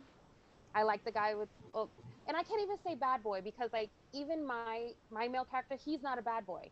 You know, the bad boys that they're seeing are like these mobsters and these drug dealers. You know, like my bad boy is a dom, and you know, he's a billionaire, and that's what he is. You know, so it's not like he's really a bad boy. I can't say that he's really a bad boy, but I do like the bad boy mafia, millionaire, or billionaire, whatever you want to call it. I do like the bad boy thing from time to time. A lot of the books I've read on Wattpad have been with bad boys, mafia leaders, drug dealers, dark romance, like I said. Yeah, I just want to interject, and I agree with Marie. Like, you know, because AR's book, I don't think we've for those of us who read it have hyped up enough how freaking good it is. You know, AR does some really crazy stuff, man, with his writing, and you know, the rebellion thing in his book, again, off the hook. But I will never get tired of reading about flawed characters. You know, I do not want to read, and this is the whole thing about grimdark fantasy and all that stuff. Like, and I'm not necessarily a big grimdark per se fan. Excuse me, but it doesn't matter what kind of fiction it is or literature it is.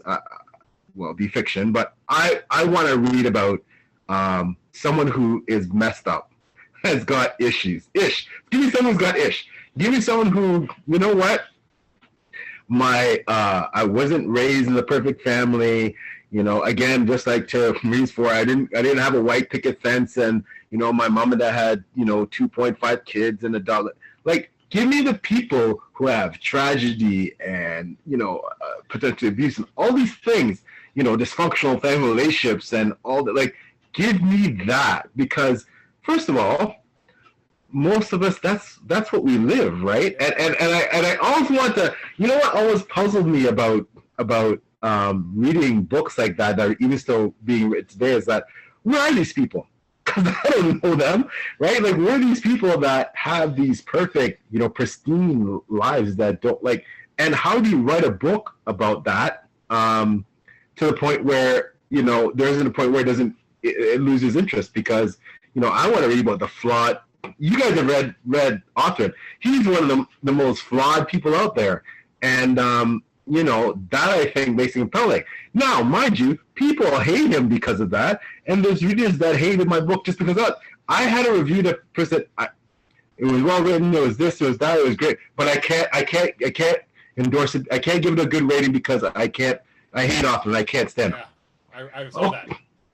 Okay, well, you know what, man? Like, okay, so you thought my world building is great. You thought the characters were well written. You thought that, but you can't. But that's a personal, and I get it, right?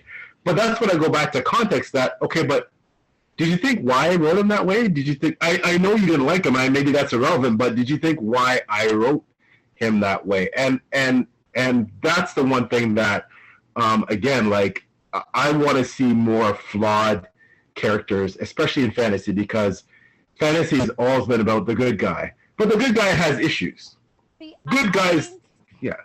No, I'm sorry.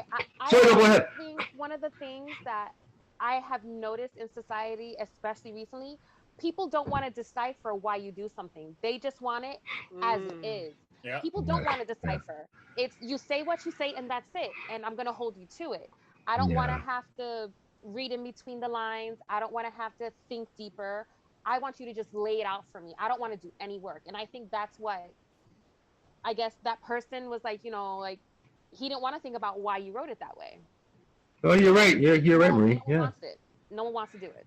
It depends. But that goes back to the whole context thing, because you can hop on Reddit and you can find like Breaking Bad forums or forums on Game of Thrones to this day that are breaking down details that you're literally like, just like, all right, how much work did you do? Do you have a job? What are you doing? Like, what are you doing for like a 3-hour YouTube video? This, God bless you. I'm not saying, we all have our vices that we just put way too much time into, but my God, it's one of those things that like the amount of detail that certain people will put into certain art, it just depends on the type of person. But to 100% agree on your point, it's almost, I think, an issue of technology, where back in the day there was a lack of information, so you had to go and find the shit. Absolutely. And that in itself just kind of added to the human element, because that's what curiosity is. When things are a little bit harder, you kind of want a little bit more, right? We have an oversaturation of information now, so now you read a headline, who gives a fuck about the article? I'll go with the headline. You're right. Yeah. I have a headline to read today. Why? I got shit to do. I'm all trying to make conversation for dinner tonight. Who gives a fuck if I'm right or wrong? Mm-hmm. And then but you on that, and you create your echo chamber.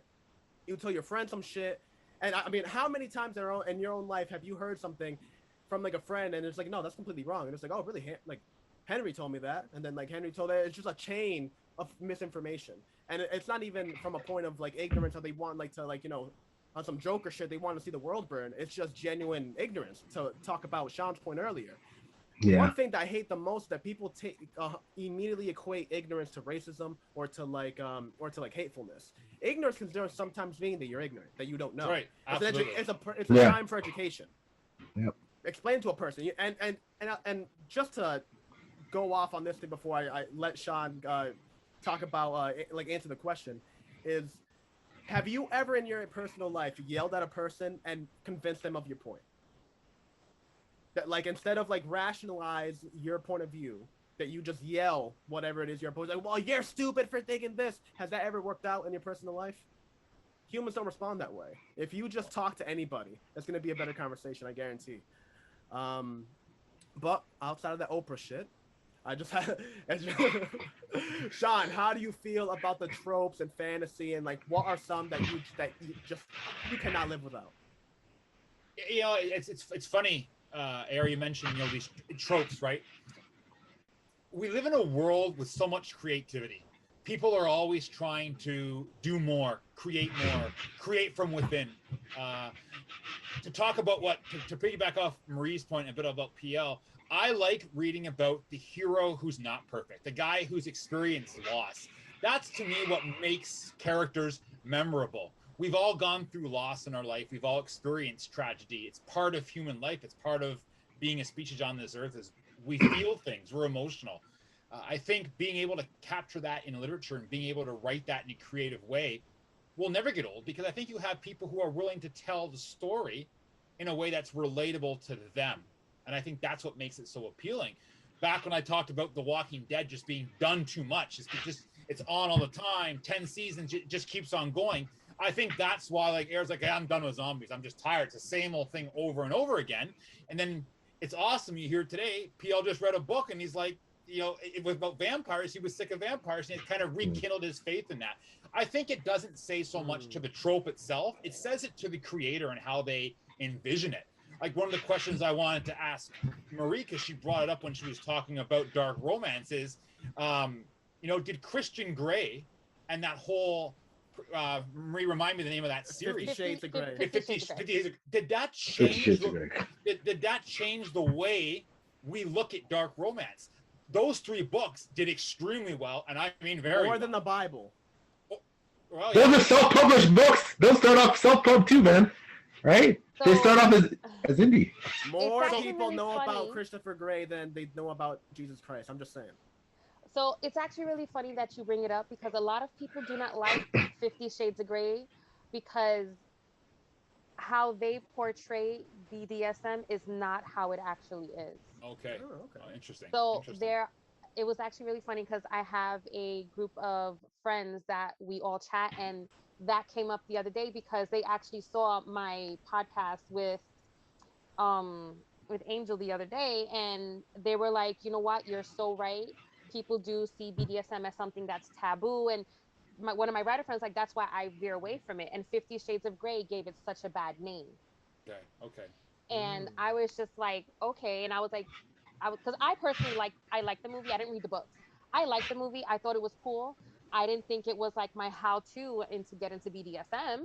You know, I was just like, I just thought it was cool. But apparently a lot of people see it, especially people in the lifestyle, see it as a horrible portrayal of BDSM. So 50 Shades of Grey, for me, after hearing everyone's opinions on it, I was just like, wow, okay, so it's not, they say that it's not how BDSM is, and that it's truly a different type of relationship. And I'm just like, okay, I can understand that. I can see that point. So that's my take on it. Like, I think even though it grossed so well, because I think it opened up a lot of people's eyes, a lot of people don't know that people are into that shit. Yeah, people are into it, which is why it did so good. Yeah. Even if it may be closetly, they are into it. That's right. But from what I understand, how people portrayed it or how people understood it, it was mostly, it's more abuse than anything else. And I was just like, okay, the part that I saw that could have been abuse was when he actually spanked her to show her what it is that he actually likes, the whole sadism thing. Right. And the abuse of how he got into BDSM was with an older woman when he was 15. So that was child abuse. So a lot of people see that, and people also believe that that movie also made people believe that BDSM only stems from abuse.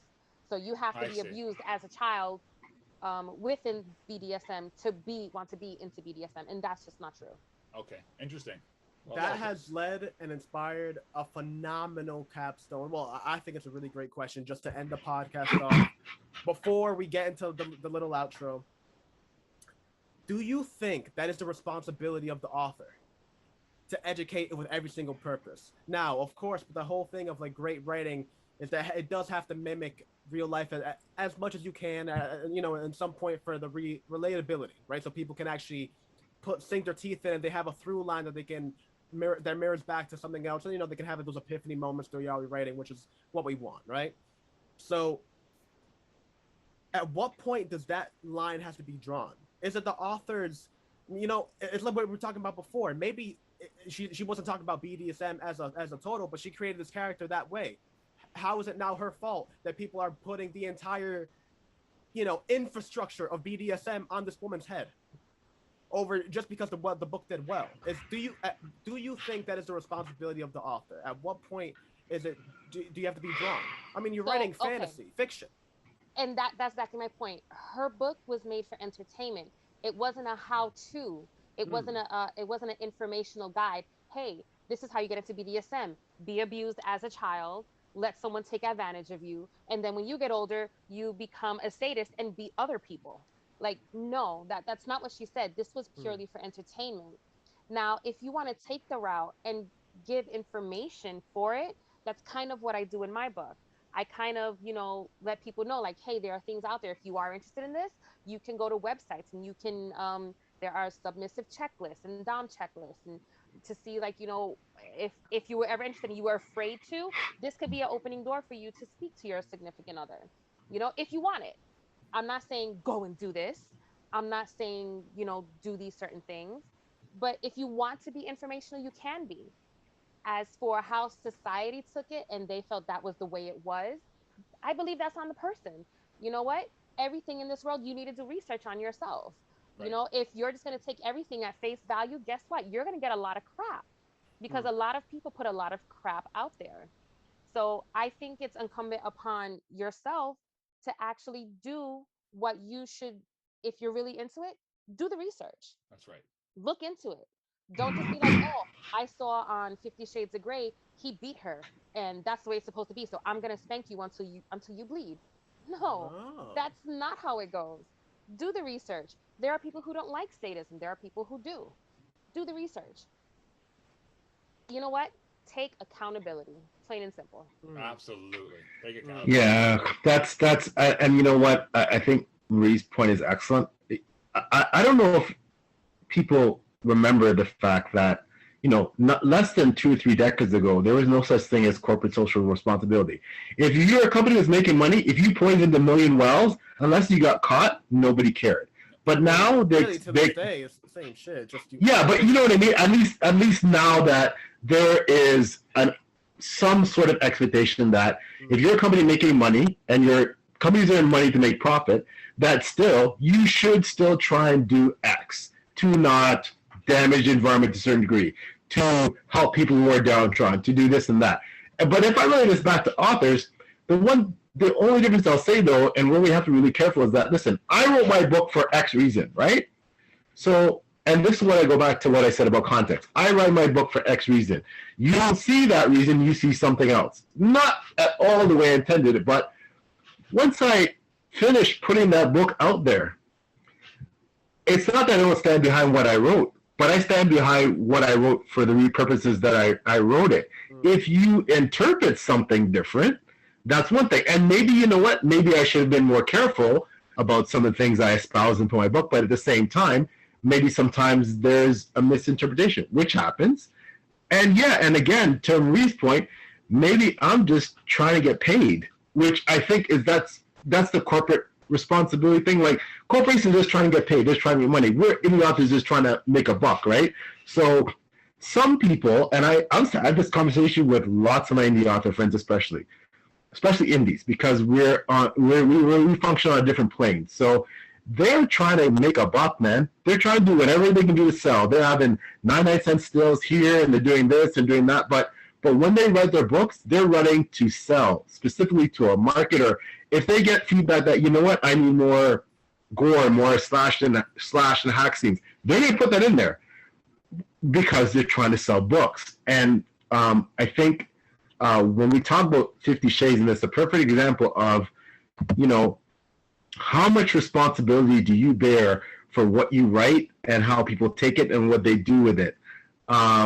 So to Marie's point, should the author have done more research about the BDSM community and how their book could have been perceived?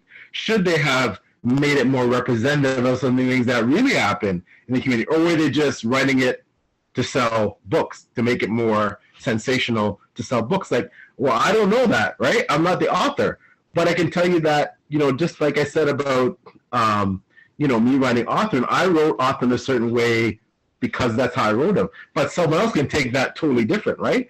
And some will say, well, no, like, you know, well, you shouldn't have wrote him that way. I've had people tell me you should not have wrote. Well, who you tell me how I should write my characters, right? At the same time, I understand I'm writing for an audience, right? And if I'm supposed to write so that someone reads it and wants to read it and, you know, has the ability to enjoy it, that's why we write. But at the same time, there is that, you know, it's a fine line between me writing something that other people want to read and me writing something that I think other people want to read.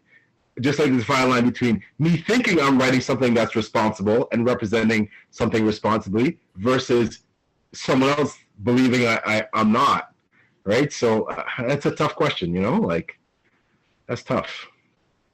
Sean, how do you feel about the whole responsibility? I mean, do you think if you write a fantasy scene about some sword play and your character's left-handed and uses a shield in a certain way, is it now your fault because some kids in Minnesota tried it and they broke their hand while trying to fuck with a shield? Like, how is that? Yeah. How is that anywhere in your sphere?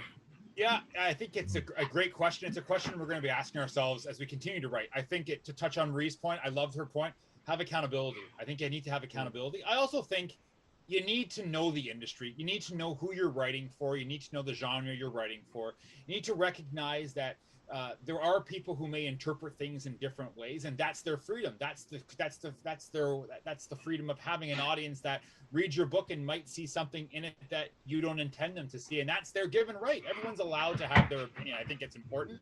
I really think, but when it comes to the responsibility of an author, I think it's important for the author to know their craft, know what they're writing. In Marie's case, she's done a lot of research into this dark romance. So if I read her book, I would respect that. I would respect the fact that she's taken this time to make sure that her book is accurate. That's very important, and that's great. When it comes to PL and his characters, I would respect the fact that there's so much detail in his book. He spent hours creating this. I would respect that. I think authors have this kind of ownership of their work to be proud of what they get behind. And I think it's important to recognize that no matter what we do or what we write or what we say, there are going to be people who do not like it. That's just the way it is. There are people out there with different tastes. As Marie touched on earlier in the podcast, I told you that this is what it's about. Don't leave a comment saying I don't like it because of this. Recognize what, as a reader, recognize what you're reading. Recognize that I'm reading something, I'm aware of what it's about, and be truthful to that. Don't just get involved in it. And if you don't like something, attack the author. That's not what it's about. It's about, from an author standpoint, it's about knowing your reader and knowing how they might react, but they might not. When it comes to an audience, I think it's about be appreciative of what someone is trying to say. If you don't agree with something, okay, but there are ways to do it.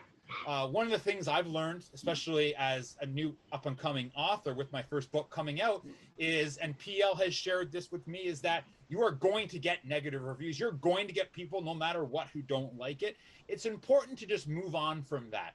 And like, as Marie mentioned, if it's not constructive, if it's not something that you feel can help you, if it's something that just rips you up for the sake of ripping you up, then ignore that. But I think my last point is just, as an author, be aware of who you are writing for, be aware of the age group, be aware of how things may get interpreted, and be prepared to defend why you did something. Why did I make the knight left-handed instead of right-handed? Be prepared to defend that. If you can defend that, Marie can defend what she's writing. PL can defend what he's writing and why he did it in a certain way. I can defend that. As long as you can do that, be true to yourself. And yes. Be true to yourself. Phenomenal said. I like Sean and PL's points about interpretation. I do believe that is why we have so much variety in the world today, is because everyone interprets things differently. So true. So when we write books, a lot of the time, the majority of our audience, they interpret it the way we intend it, and then other people interpret it in different ways. And I think the whole point of, people's interpretation will determine how they feel about it, I believe is so true and spot on. I love both your points. I agree 100%. It's the reason I love doing these recordings. We've gotten together, there are us four today. We have come from different backgrounds, different ages, different genders, different races, writing different genres, writing on different platforms. And still, we have just powwowed and found such a through line of just everything that we've done together. I mean, the writing, not just the writing community, but the writing industry as itself and just the craft of itself is just something that blows me away every time we have these conversations. And again, I'm just enamored and just over the moon to get everyone together and that we had such a great talk and we covered so much ground. In vain of that and to celebrate that, I want to do opposite of before. We're going to do a clockwise little shout out for the book. So go ahead and tell people what the book is. A Drowned Kingdom. Give a little trailer. Where can people find it? What can people expect? Books to come. Go ahead. So starting off with PL, then Marie, then Sean. A Drowned Kingdom, book 1 in the Drowned Kingdom saga. Book 1 of a 7-book series, 2 prequel series planned after that, and then another 7 books. So 20 books. That'll take me about all 72, but hopefully I live that long, God willing, so I can get those all out. If you will bear with me, I will just read you the one. Oh, I'm honored. Oh, thank you, brother. I'm honored. That's his copy. I will read you the tagline, which says, "When one kingdom drowns, a new one must rise in its place. So begins the saga of that kingdom and the man who will rule it all." That is the tagline. It's about a prince and about his personal journey to conquer, to survive, to overcome his own, privileged background, to have his beliefs challenged, and to see if he can make a name for himself and prevent his people from fading into obscurity. So that is the premise. Again, you can get it on Amazon. Our Friesen Press, Sean and I share the same indie publisher. BookBub, it's in physical bookstores in Canada, in Indigo chapters. Again, I'm honored and humbled to be here, especially amongst such talent. Like, just the talent, the three of you, man. Like, I'm blown away. Can't wait to read stuff, because I love the dark romance stuff. I've already had the privilege of reading the talented A.R. and Sean, and humbled by the fact that they value my opinion on their books. So but yeah, thanks for having me. And yeah, that's a Drowned Kingdom in a nutshell. Currently entered in the self-published fantasy blog. I'm sorry, I forgot to add that. 300 books, 10 groups of bloggers, winner take all. Only one survives. Wow, don't think I have much of a chance, but I put myself in there, man. I put myself in there. You're in there, man. You know what? You were a part of something special. Don't ever put yourself down. Good for you. Listen, speak it into fruition. That's it. Make it come true. Speak it into fruition. It is gonna win. That's it. That's right. Thank you. Stiff competition, but honored. And AR, I sent you that email. You're probably aware of it. That there is a science fiction version of this coming up. Unfortunately, I don't know if there's a romance version. Maybe there is. I do my research, but there's a sci-fi version of this coming up. AR, and of course, we're going to see Sean's book in there. If it was published, Sean's was published before the deadline. I'm sure he'd be right there with me, sharing all this going through this process. But AR, there's a sci-fi one, so can't wait to see yours in, because you have mega talent, my friend. You have megawatt talent, so the world's got to see that. Well, thank you. And again, Amazon, PL Stewart. You just Google A Drowned Kingdom, PL Stewart, and Amazon in any order you want. It will show up. You click on the link. You follow the author, so you get notifications anytime he releases new work, and you buy the book and leave a nice review. Marie. Okay, my book is Dreadful Desire, available on Wattpad, Inc. and BookNet. It's about a broken woman who really feels that love has no place in her life because the way she saw it in her life, love ended up in murder. So Mm. she Wow. she does not Yeah. That's a she tagline. she doesn't see love as anything good, so she goes on and about her life with the whole, sex without strings, no emotions, get the hell out, whatever. And that's exactly how she sees love until she meets that one guy who makes her feel something. But even though they're in a relationship, she's still fighting it, and she doesn't feel she deserves it because of how she reacted to the murder in her past. Wow. So Wow. Oh wow. Okay. I'm getting that, man. I'm getting Again, that. Oh, Mary so that. Terry. Mary_Terry is where you can find it on the Inkit. No, it's that Wattpad. And then Inkit is passionate_writer 173. 137, or did I get that? 173, you got it. Boom, off Mary. What's up? Are you on Twitter? Are you on Twitter, Ray? Funny enough, you said that. I was just talking to my husband the other day. I'm about to get on Twitter because Yeah. I'm hearing that. Yeah. So I'm about to start up my account. I'm in the middle of some personal stuff right now. So like in the middle of June, towards the ending is when I'm gonna jump on. awesome. Okay. He also got a Okay. huge following. He's like at 20K, I think, or approaching it. Yeah. Following means nothing, man. It's just, but I can't wait to see Marie on there, and I'll be one of her first. I want to be one of her first followers, man. Oh, All over right. that. I can't read your stuff. Me too, Marie. And to piggyback off AR's point, PL is amazing on Twitter.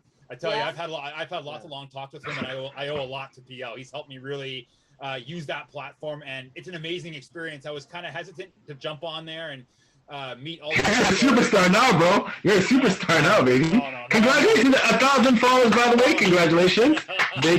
Big congrats. No. I'm about to download it now, guys. I can't right now. Again, Dreadful Desire. Do what you gotta Yeah. do. Read it. It's the one. If erotica, BDSM, romance is your shtick, this is the one for you. Sean, tell the people. Hey, AR. Well, again, I just want to. I'm absolutely humbled by being invited onto this podcast. First off, thank you, AR, for doing this. Thank you very much for giving indie authors a platform to be able to talk about their work.